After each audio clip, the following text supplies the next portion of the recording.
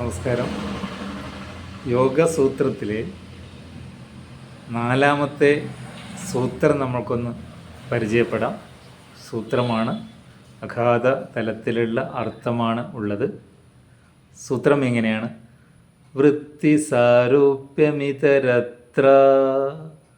അതായത് നമ്മുടെ മനസ്സ് സദാ റെസ്റ്റ്ലെസ് ആയിരിക്കും, എപ്പോഴും അസ്വസ്ഥമായിരിക്കും. എപ്പോൾ വരെ നമ്മുടെ ഉള്ളിലുള്ള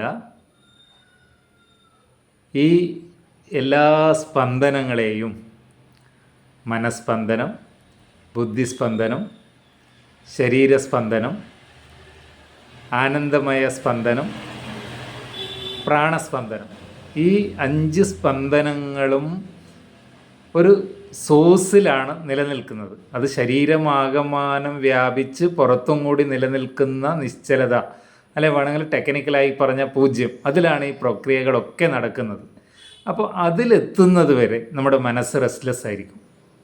നമ്മുടെ ഉള്ളിലുള്ള 0-ത്തെ, നമ്മുടെ ഉള്ളിലുള്ള ബ്രഹ്മത്തെ, നമ്മുടെ ഉള്ളിലുള്ള ബോധത്തെ, അത് തന്നെയാണ് പുറത്തും ഉള്ളിലും തിങ്ങി വങ്ങി നിറഞ്ഞു നിൽക്കുന്നത്. അത് കണ്ടുപിടിക്കുന്നത് വരെ നമ്മുടെ മനസ്സ് അസ്വസ്ഥമായിരിക്കുമെന്നാണ് ഈ സൂത്രത്തിൽ പറയുന്നത്. വൃത്തി സാരൂപ്യമിതരത്ര. ഇതിൻ്റെ മുമ്പത്തെ ശ്ലോകവുമായി അല്ലെങ്കിൽ സൂത്രവുമായി കണക്ട് ചെയ്തിട്ടാണിത് പറയുന്നത്. Okay, thank you.